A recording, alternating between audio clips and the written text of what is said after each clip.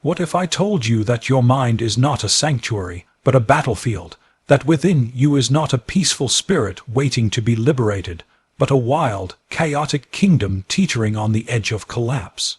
You feel it, don't you, that storm beneath your skin, that silent war between the man you are and the man you are meant to be? It is not a lack of love, talent, or potential that is destroying you. It is your failure to rule. You have given power to chaos, and chaos only knows how to burn. The truth most people never dare to speak is this: discipline is not soft, it is not soothing, it is not self-care, bubble baths, or the gentle art of postponing pain. Real discipline is ruthless. It is a cold, merciless executioner of excuses. It is the iron law of the self-made. It is the unseen general of every man who has ever risen above his lower nature. If your mind is the kingdom, then discipline is the tyrant king who saves it from falling into rebellion. You don't get to negotiate with weakness. You do not hold counsel with hesitation. You crush them swiftly and without sympathy. This world is not designed for your comfort. It is designed to test your character. The weak man looks at the test and begs for it to go away. The strong man tightens his grip and learns to sharpen his blade. And that blade is discipline, because when your body wants to sleep, discipline commands it to rise. When your emotions scream, give up, discipline whispers back, endure. When your heart breaks, discipline is the one that keeps you walking. The moment you give that power away to doubt, to laziness, to fear, you no longer own yourself. You are ruled, and every second you delay reclaiming that throne, your empire decays further into ruin. Do not think for 1 second that the collapse of a man happens in the heat of battle. No, it happens slowly, silently, in the comfort of convenience. It begins the day you say just this once. The day you let emotions lead the army instead of strategy. The day you confuse pleasure with peace. Your mind is clever. It will always find a reason to surrender. It will wrap cowardice in beautiful language. I'm tired. I deserve it. Maybe tomorrow. But tomorrow is the lie comfort tells the undisciplined to keep them soft. Understand this. Mastery is not about motivation. Motivation is fleeting. It fades with the weather, with the mood, with the noise of the world. Mastery is about ruling yourself when nothing inside you wants to be ruled. It's about dragging yourself forward through the mud, through the boredom, through the despair, with no applause and no audience, only you, because discipline doesn't need attention. It is quiet, it is brutal, and it is the only force that can tame the madness within you. You think discipline is hard? Try regret. Try waking up 10 years from now and realizing you were your own worst enemy all along. Try explaining to the child you once were that you betrayed his dreams for a little temporary pleasure. That you had the power to change, but lacked the stomach to endure. That you surrendered your crown not in battle, but in boredom. The pain of discipline is sharp, but temporary. The pain of collapse, that one follows you forever. There is a point in every man's life when he must stop running from his own reflection and choose to stand as the ruler of his mind, not the victim, not the rebel, the ruler, because every thought is a soldier. Every action a command, and your future, that's the kingdom you're building or destroying with every choice you make. You want peace, rule first. You want power, obey your own commands. You want to be free. Then bind yourself to a code so fierce, so clear, so unshakable, that even on your worst days, you still march forward. So silence the voice that waits for the perfect moment, the perfect plan, the perfect emotion. That voice is a traitor. That voice is leading a rebellion against your greatness. Crush it, starve it, strip it of its influence, and raise the flag of discipline on the ruins of that weakness. Let the world see it. Let yourself feel it, and never lower it again. Now listen. If the collapse begins in comfort, then salvation begins in command. You are not here to be ruled by your feelings. You are here to rule them. Your fear is not a master, it's a messenger. Your anger is not a curse, it's a signal. Your doubt is not truth, it's just noise. When you train your mind to stop reacting and start commanding, you stop being a pawn in your own story. You become the strategist, the architect, the sovereign. The war renews itself, and every day the undisciplined man hopes it will end. But the one who understands the rules of war doesn't hope. He sharpens his edge. He eliminates distraction. He learns to be ruthless, not to others but to himself, because the man who has no control over himself will be controlled by everything else. And when that happens, it's not just his mind that falls, it's his identity, his legacy, his future. The mind is not a peaceful garden waiting to bloom.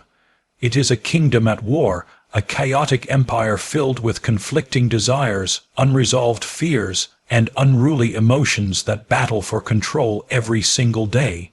To survive within it, you cannot be a passive observer or a compassionate idealist. You must be a strategist, a ruler, a tactician who understands that order does not arise naturally. It is imposed, enforced, and maintained through will. Just as a fractured state collapses without a firm hand, the human mind disintegrates without dominance from within. The average man believes he can let his thoughts roam freely and still build a life of power, but power demands central control, and control requires war against the self. Every impulse that rises without permission is a rebellion in disguise. Every fantasy, distraction, or emotional surge that diverts your focus is not harmless. It is an enemy troop breaching your walls. There is no peace in the mind unless you enforce it. Your thoughts will not submit because they are wise. They will submit only because you have conquered them. Every second you hesitate to command yourself, your inner kingdom fragments further. The fear you don't confront becomes a shadow general, recruiting allies in self-doubt and paralysis.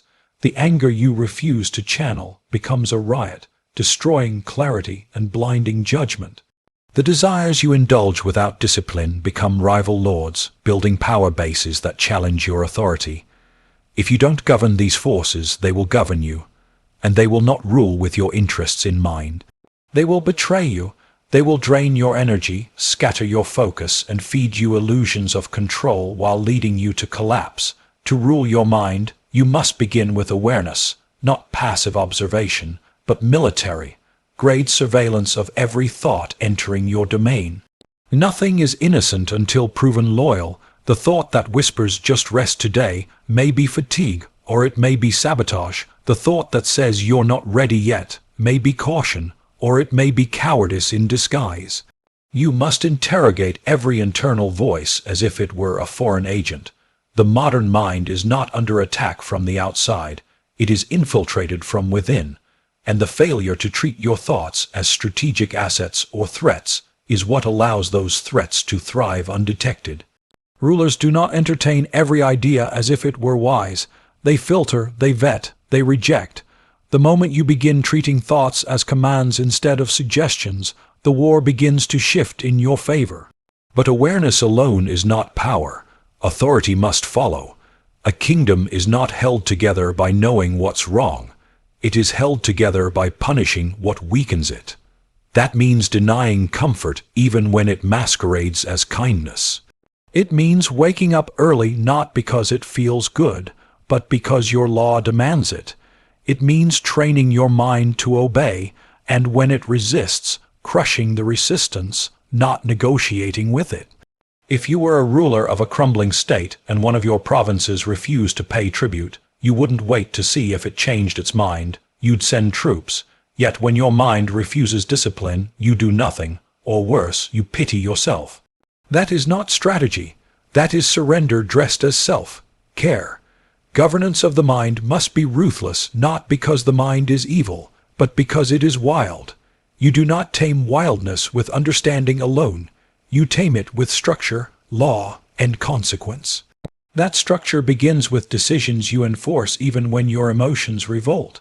That law is written in habits, routines, and non-negotiable standards. That consequence is felt in the withdrawal of privilege. No rest without progress, no reward without sacrifice. And once your mind understands that weakness is not tolerated, it begins to align. Slowly, then suddenly, your empire starts to obey. A man who rules his mind commands every part of his life. He does not crumble in uncertainty because he has already faced chaos within. He does not chase approval because he already governs his own value. He does not beg for discipline to arrive like a gift. He enforces it like a ruler stamping out rebellion. Every day, he wakes up and does not ask, "How do I feel?" He asks, "What must be done?" And in that single shift from emotion to command, the kingdom begins to rise from ruin. Power, clarity, and control return, not because they were granted, but because they were seized. That is the nature of the mind. That is the nature of the war, and that is how you begin to win it.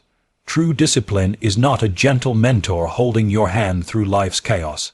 It is a cold and merciless commander, stripping you of weakness before it destroys you. Discipline doesn't wait until you're ready. It doesn't care if you're tired, overwhelmed, or emotionally fragile.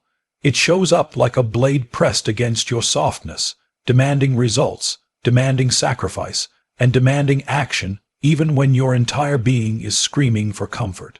The average man has been taught that discipline should feel supportive, that it should always come with patience and understanding. But that lie has created a generation of undisciplined minds pretending they are on a path of growth while secretly rotting in delay. Discipline is not about feeling better, it's about becoming someone capable of ruling over what tries to ruin him. The reason most people fail to master themselves is because they keep treating discipline like it's an emotional state, something they'll feel someday when the time is right. But real discipline is mechanical. It is brutal repetition. It is the art of doing what must be done long after motivation has died, long after the body has begun to ache, long after the novelty of the journey has faded into dust. When you truly understand discipline, you stop looking for inspiration and start building routine. You stop chasing fire and start embracing the cold silence of consistent execution. You begin to see that the strongest version of yourself is not born out of enthusiasm, but out of relentless endurance. To conquer the self, you must abandon the illusion that discipline is kind. It is not kind. It is harsh, and that harshness is necessary. Your mind is built to conserve energy, to avoid pain, to pull away from anything uncomfortable. That's biology, but it's also your prison. Discipline is the tool you use to override that primitive programming. It's the override switch when your body says no, your mind says quit, and your feelings say later. Discipline says now, and when you obey that voice over all others, you begin to build a version of yourself that cannot be broken by pressure, chaos, or distraction. There is a violent side to self-mastery that no one wants to speak about, the part where you force yourself into discomfort with no guarantee of reward, the part where you suffer silently and no one applauds. The part where you bleed for progress while others are sleeping. That's the edge discipline requires, and it's not just physical. It's psychological warfare. You have to kill the version of you that flinches, that pauses, that craves validation. You have to bury the emotional addict inside you who lives for convenience and short-term pleasure. You have to become the executioner of your own excuses, cutting them down every time they rise with even a whisper of resistance. Discipline is not a switch you flip when life gets hard. It's a way of living where hardship is no longer a reason to stop. It's the very signal that you're exactly where you need to be. If it's hard, it means you're building something.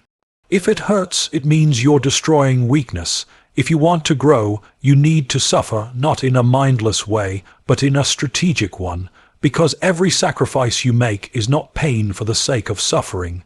It's pain for the sake of transformation. The man who embraces discipline does not wake up expecting ease.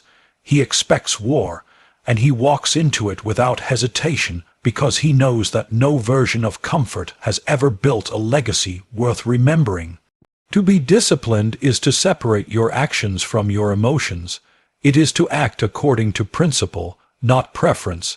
It means writing when you're uninspired, training when you're exhausted, working when you're discouraged. It means honoring your standards even when your feelings betray them. That is the level where discipline transforms from a habit into an identity. You no longer try to be consistent, you are consistent. You no longer fight to stay on track, you are the track. There is no internal debate. The law has already been written, and you are both the ruler who decreed it and the soldier who enforces it without question. Every time you choose discipline over emotion, you burn a weakness from your mind. Every time you say no to the easy path, you reinforce your command, and eventually something terrifying happens. Discipline becomes your nature. You become dangerous to everything that once controlled you. You become untouchable to distractions. immune to mediocrity, and indifferent to comfort. Because you've tasted the fire of self-mastery and realized that nothing, no pleasure, no escape, no excuse, can compete with the power of ruling over yourself completely. That's the brutality of discipline. And that's what makes it the most liberating force you'll ever know. Collapse never announces itself with a crash. It begins silently, in the slow erosion of standards, in the comfortable justifications you whisper to yourself late at night. It starts the moment you say, "I'll do it tomorrow," and believe that life will wait. But life doesn't wait. Time doesn't wait. Strength doesn't wait. Collapse hides in the places you feel most safe, in the warm bed you stayed in too long, in the second helping you didn't need, in the notification you checked instead of facing your own thoughts. You think the threat to your mind is the pain of pressure, but the real poison is pleasure with no purpose. The undisciplined man doesn't fall because he is overwhelmed.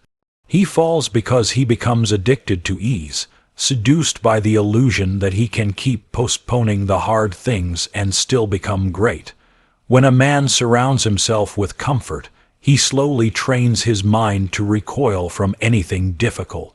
The brain, built for efficiency, adapts quickly. What once required strength becomes a struggle. What once demanded courage now triggers fear. The sharp edge of discipline dulls under layers of softness. Days pass, weeks drift, and suddenly the will is no longer strong enough to resist even the smallest temptation. Collapse happens not because you faced too much, but because you endured too little. You gave in too soon. You stopped demanding more from yourself because the world didn't demand it from you. But the most dangerous rot is always internal. You don't need enemies when your own laziness is drilling holes in the bottom of your ship. Comfort is not rest. It is decay disguised as reward. Rest is earned. Comfort is purchased with the currency of neglected goals and ignored standards. The man who seeks comfort before completion is already slipping. The moment you start to protect your peace at the cost of your potential, you invite collapse through the back door. You don't feel it immediately. That's the danger. Collapse is patient. It eats away at you from beneath the surface, taking tiny pieces of your edge, your fire, your clarity. One compromise at a time, one lie at a time, until the foundation you thought was strong can no longer support even the weight of an average day. The world encourages collapse through comfort because it is easier to manage weak men. A society built on indulgence doesn't want you to be disciplined. It wants you to be passive, reactive, and addicted to distractions. It wants your mind fragmented, your spirit dulled, your body soft. Because the man who has comfort as his highest value will never rebel. He will never take risks. He will never lead. He will be too afraid to lose what little ease he's built, even if it is killing him. But the man who refuses comfort until he's earned it becomes dangerous. He cannot be bought. He cannot be manipulated. He's tasted the bitterness of discipline and chosen it over the sweetness of collapse. The way out is not to run from difficulty, but to run into it. You must seek out resistance before it finds you. You must create challenges before collapse delivers them to your doorstep. A strong mind is not built by protecting it from pressure, but by placing it under consistent, calculated strain. Every time you choose structure over indulgence, you reinforce your walls. Every time you deny yourself the easy path, you lay down a brick of resilience. And eventually, you create a fortress that comfort cannot penetrate, not because you don't feel the pull, but because you no longer answer to it.